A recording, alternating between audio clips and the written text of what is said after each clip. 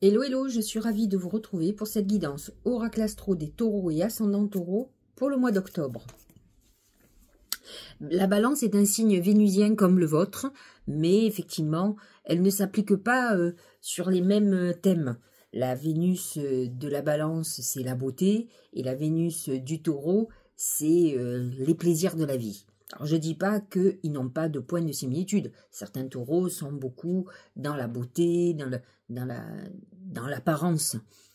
N'empêche que parfois leur plaisir, et les plaisirs particulièrement de la nourriture, prennent le dessus sur le plaisir de la beauté. Donc, cet amas de planètes en balance est positionné dans votre maison 6, qui est la maison de vos obligations, du travail, de vos animaux de compagnie aussi, je l'ai peu dit, c'est la maison de la santé. Et donc, il faut faire très attention lorsque vous avez des planètes en balance dans votre maison 6, c'est souvent des problèmes féminins, j'allais dire, comme tout ce qui est gynécologique, mais c'est aussi des problèmes urinaires. Et chez les hommes, c'est tout ce qui concerne la prostate. Donc, le soleil va irradier cette maison 6, qui est aussi la maison du travail, de vos obligations vis-à-vis de vos proches, de toutes les routines que vous avez au quotidien, y compris d'aller faire du sport, si tous les lundis vous allez faire du sport, ce sont des routines quotidiennes, et donc le soleil amène quand même ce côté important pour vous dans le partage. La balance a besoin de partager avec les autres, de travailler avec les autres, elle n'est pas du tout solitaire, et donc vous serez dans cette phase-là. Mercure aussi concentre votre mental sur à la fois la santé, à la fois tout ce qui concerne le travail ou certaines obligations. En tout cas, vous pouvez vous sentir un peu surmené ce mois-ci. Lorsque les planètes vont passer en Scorpion, c'est un moment important puisque le Scorpion est votre signe complémentaire et opposé. Et là, toutes les planètes vont s'installer dans votre maison 7 qui représente l'image que les autres ont de vous. C'est ce qu'on voit de vous. Et le rapport avec l'autre. C'est justement la maison de la balance. Et donc, cette maison 7, elle représente quoi? Elle représente le couple, les associés. Si vous avez un commerce, c'est votre clientèle. Si vous êtes un artiste, c'est votre public. C'est aussi la maison des contrats.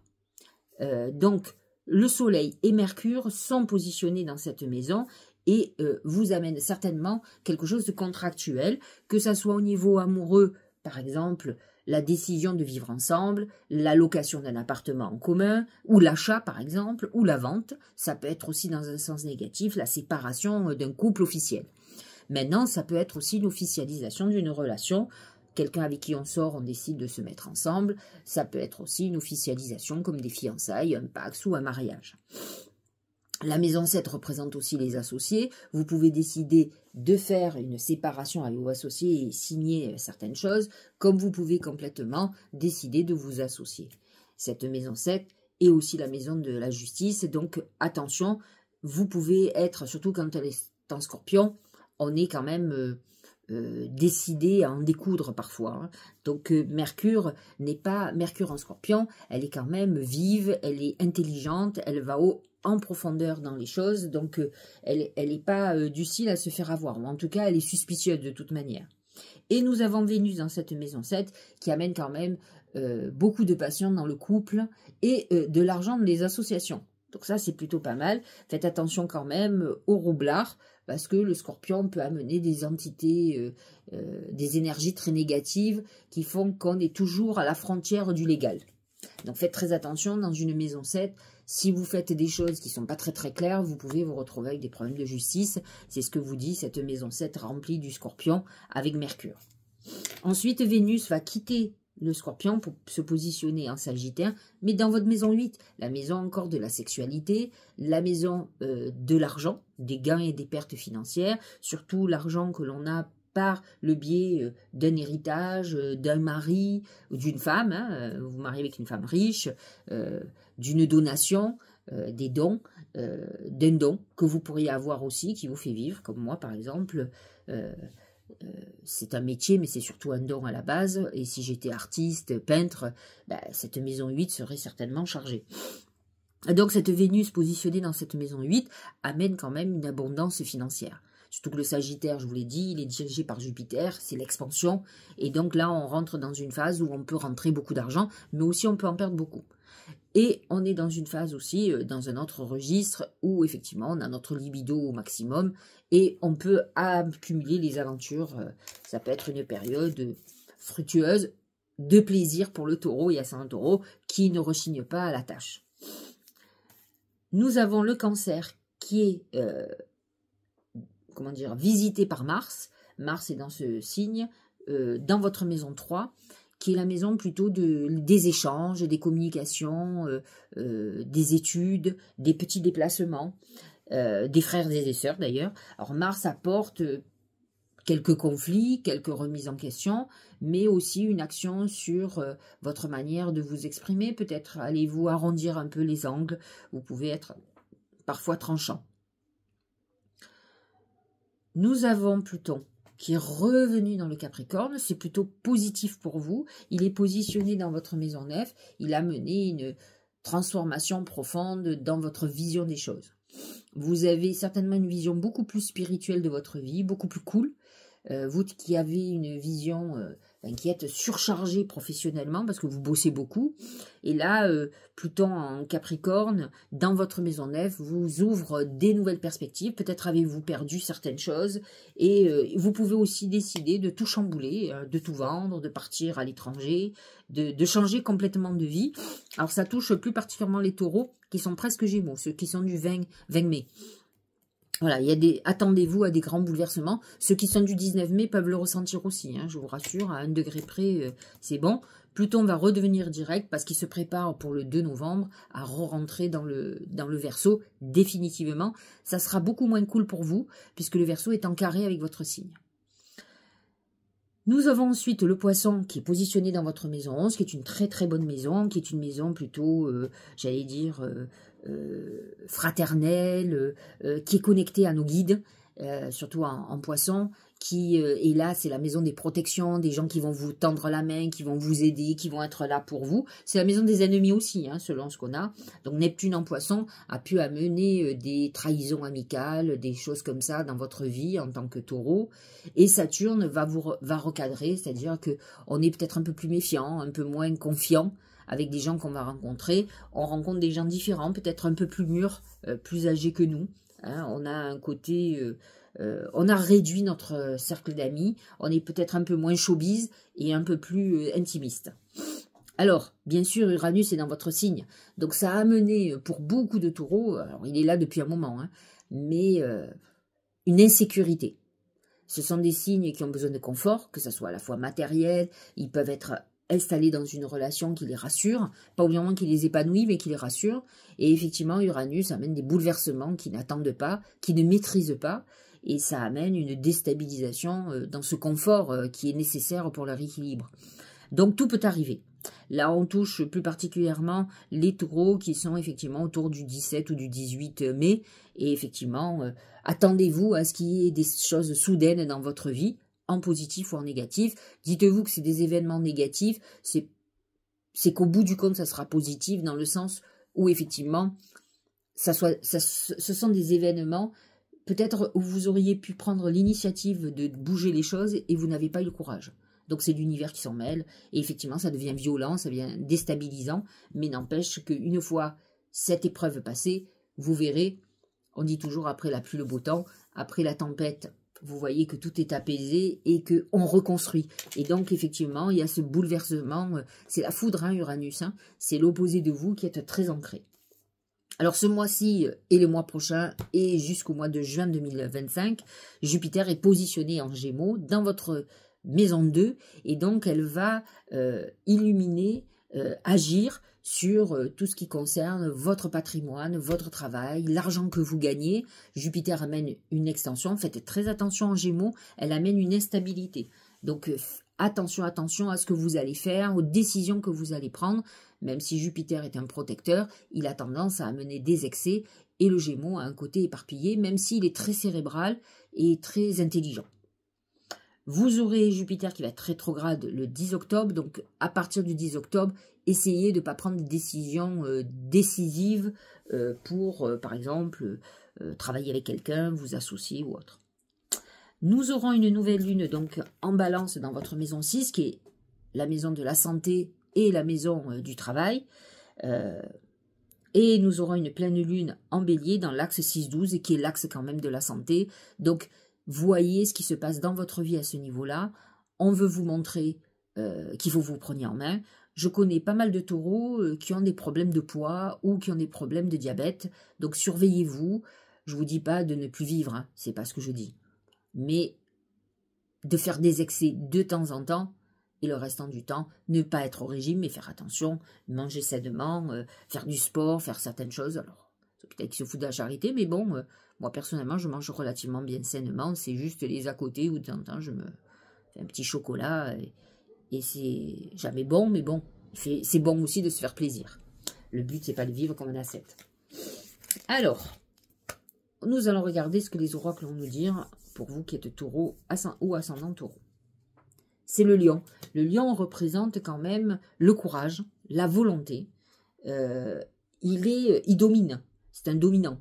Et donc, vous êtes dans une période comme ça, bien installée. Il faut faire très attention. Il peut être très orgueilleux et il peut rugir beaucoup. Et c'est vrai que le taureau, il est marqué par la voix. Hein, dans le médical, astrologique, c'est la voix, c'est la gorge.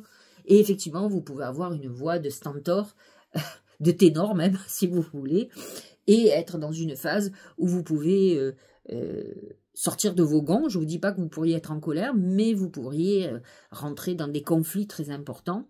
Surveillez effectivement tous ces domaines. Soyez un peu moins sanguin, parce que vous pouvez être très colérique, et moins dictateur. Le taureau, alors, petit rappel d'histoire, Hitler était taureau. Donc à partir de là, vous avez tout compris, c'est la Mucem aussi. Donc c'est quand même des dictateurs. Ils ont un côté, alors je vous l'accorde, c'est du mois d'avril, donc c'était pas loin du bélier, qui a un côté un peu brut et autoritaire. Et donc effectivement, donc les taureaux ne sont pas que douceurs, ils peuvent être très, très autoritaires. Donc effectivement, attention, attention, essayez d'avoir une vision juste des choses, sans penser toujours qu'à vous. Essayez de voir. Je ne dis pas qu'il faut tout comprendre. Mais dites-vous que quand on est dans la galère, la plupart du temps, on s'y est mis tout seul. Donc, voyez votre part de responsabilité et essayez d'arrondir votre vie, de l'adoucir le mieux possible, surtout quand vous ne décidez pas. Et là, vous pouvez être comme un lion en cage, c'est le cas de le dire. Vous savez, il y a une fable de La Fontaine qui s'appelle Le lion et le rat. Et le lion, qui est le roi des animaux, a besoin d'un rat pour pouvoir s'en sortir. Eh bien, réfléchissez bien. Vous avez beau avoir votre orgueil, et beaucoup de taureaux sont très orgueilleux, comme moi, on me fait ça. Eh bien, vous aurez besoin peut-être d'être un petit peu plus humble pour voir pourquoi vous êtes dans cette situation et quelle est votre part de responsabilité. Une fois qu'on a pris notre part de responsabilité, on comprend mieux les choses et on peut les aborder différemment. En tout cas, prenez des décisions que vous seul et vous seul pouvez prendre. N'attendez pas que l'autre fasse. L'autre, il a sa part de responsabilité, il a sa part de décision que vous n'avez pas. Donc, dans la vie, on se concentre sur notre propre pouvoir. Mais on ne peut pas, vous aurez beau taper des pieds, faire l'arbre droit, quelqu'un qui vous dit non, c'est non. Surtout si vous tombez quelqu'un comme moi. Allez, professionnellement et financièrement. C'est la montagne. Vous avez certainement des objectifs très hauts et des objectifs qui sont difficiles à atteindre, ce qui ne veut pas dire que vous n'y arriverez pas, mais il faut que vous attendiez que ce ne soit pas un parcours de santé. C'est quelque chose de compliqué, c'est un chemin de croix plutôt. Donc effectivement, vous êtes plutôt dans une période professionnelle où il y a des obstacles, où c'est compliqué, mais vous avez un objectif particulier, peut-être un très gros projet qui est ambitieux, et effectivement, il faudra accepter d'avoir, que tout ne soit pas simple. Au niveau sentimental, c'est le palais. Le palais représente le foyer. Donc, c'est une volonté peut-être de vivre avec quelqu'un, de faire un achat commun. Mais si vous vous séparez, c'est de vendre un bien immobilier. Donc, vous pouvez être à la phase de vente. Tout à l'heure, je vous ai dit, Mercure est dans votre maison 7 en Scorpion. Ça peut être complètement une vente, un divorce. C'est quelque chose qui se concrétise. Donc, ce mois-ci, le mois d'octobre, est certainement le mois où les choses vont se signer. Et donc, voilà. La maison, ça peut être un endroit qu'on rénove, qu'on arrange pour accueillir l'autre. N'oubliez pas qu'on est dans l'amour. Et donc, on est dans quelque chose à accueillir, à faire son nid. Au niveau santé, c'est l'arbre, c'est le palmier exactement, c'est notre vie, notre vitalité. Un arbre qui n'est pas planté dans la terre ne vit pas. Voyez si votre vie est bien ancrée, si elle est stable, ou si vous êtes en train de jongler, si vous prenez des risques. Et effectivement, vous verrez que les choses sont pas viables. Elles vont tenir parce que vous allez être persévérant et têtu, parce que le taureau est têtu, mais ça sera pas viable. Donc vous allez perdre du temps, votre santé, il faut faire très attention. Faites attention aussi qu'avec l'arbre, vous pouvez avoir des problèmes de vertèbres, de colonne vertébrale, donc de vertèbres cervicales, de dos, etc. C'est un moment où vous pouvez souffrir à ce niveau-là. Alors, j'ai demandé à mes guides comment la chance allait se manifester, et c'est très surprenant, mais voilà ce qu'il en est. C'est le corbeau. Le corbeau représente un oiseau de mauvais augure. Il représente des nouvelles négatives. Alors, j'ai envie de vous dire que la chance, c'est parfois de connaître où sont nos ennemis. Par exemple, vous pouvez être amené à vous confier à quelqu'un qui répète ce que vous racontez et qui vous met en porte-à-faux. Eh bien, peut-être qu'il faut éliminer cette personne de votre vie. Le corbeau, c'est souvent des gens qui parlent. Mais ce n'est pas que ça. Le corbeau représente la magie noire. Donc, voyez ce mois-ci qui va se manifester dans votre vie. Voyez si vous avez un mauvais ressenti sur cette personne et après éliminez. Même sur du ressenti. Moi, honnêtement, je fais pas partie de ces femmes. Voyez, si demain j'ai un doute sur mon compagnon qui me trompe, je pense, et des doutes qui me prennent bien la tête, eh bien, je pense que je prendrai des décisions. J'attendrai pas d'avoir la certitude. La plupart des femmes qui savent, hein, elles savent qu'elles sont trompées. Hein. C'est pas que de l'intuition. Hein. Mais elles veulent tomber dessus, avoir des certitudes avant de prendre des décisions. Donc, en fait, elles perdent du temps. Parce que je pense, pour être très honnête avec vous, quand déjà on est mal au quotidien dans sa vie, on est malheureux, moi, ça ne me convient pas. Donc, je préfère couper. Si le fait d'être avec quelqu'un fait que je n'ai plus confiance, que je pense que l'autre me trompe, me trahit, j'ai pas envie d'avoir une vie comme ça tous les jours. Et pendant des mois. Moi, j'en ai, ça fait des mois et des années qu'elles attendent de voir. Hein. Moi, non. Le temps passe trop vite, franchement. Au plus on vieillit, j'ai l'impression que ça s'accélère. Enfin, en tout cas, on s'accélère vers la tombe. Hein. C'est pas joyeux. Donc, je trouve personnellement que j'ai gaspillé du temps avec des gens avec qui j'aurais jamais dû gaspiller du temps. C'est le seul regret que je pourrais avoir, mais j'y pense jamais et il faut pas que j'y pense. Le temps est quelque chose de très précieux. Et la plupart du temps, nous, êtres humains, on va pas avec le temps. On pense que les choses qui sont bloquées, c'est parce que la vie a envie de nous emmerder et qu'on va y arriver de toute façon. Et on perd beaucoup de temps parce qu'on a peur de ci, parce qu'on a peur de là. Enfin, personnellement, mieux vaut être seul que mal accompagné. Alors voilà, voyez qui va se manifester. Et la chance, c'est de savoir où sont ses amis, où sont ses ennemis. Parfois, on ne suppose pas ou on ne sait pas que des gens peut-être vous détestent. Moi, j'en ai découvert à une époque des gens qui m'invitaient chez eux. Hein. Moi, je vous invite pas si je vous aime pas.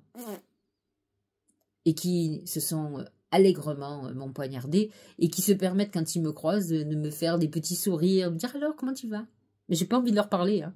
Je peux être détestable, croyez-moi. Je pense être quelqu'un de charmant, mais je peux être aussi très détestable parce que c'est quelque chose que je n'aime pas. Mais qu'à un moment donné, il y a des gens qu'il faut qu'ils comprennent, quoi. Enfin, ils croient que parce que je suis gentil et que je dis rien, que je comprends pas, que je suis une débile, mais pas du tout. C'est que j'ai pas envie de rentrer dans des situations qui m'ennuient, franchement, qui m'intéressent pas. Mais par contre, c'est très important de savoir où sont ses ennemis, pour les laisser à distance. Et au moins ils en seront de vous, au mieux vous vous porterez. Le chaudron. Il représente la réceptivité, l'intuition.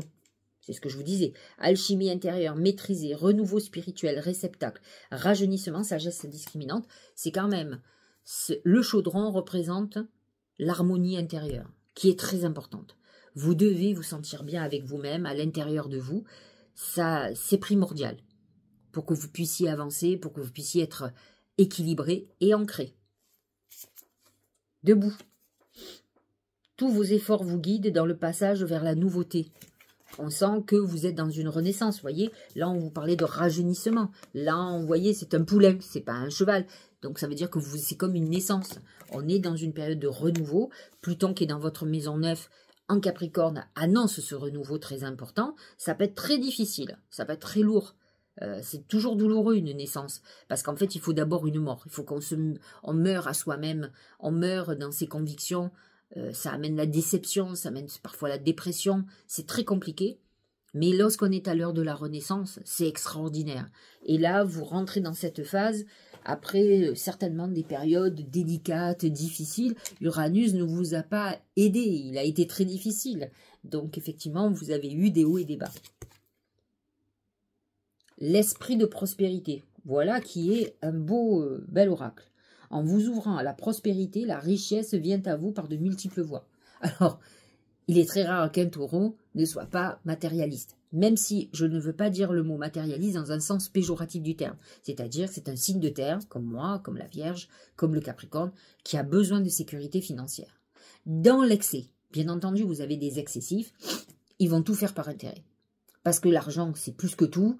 Le Scorpion peut être comme ça, hein, c'est son signe complémentaire. Ils sont avides d'argent et prêts à tout, presque tuer père et mère.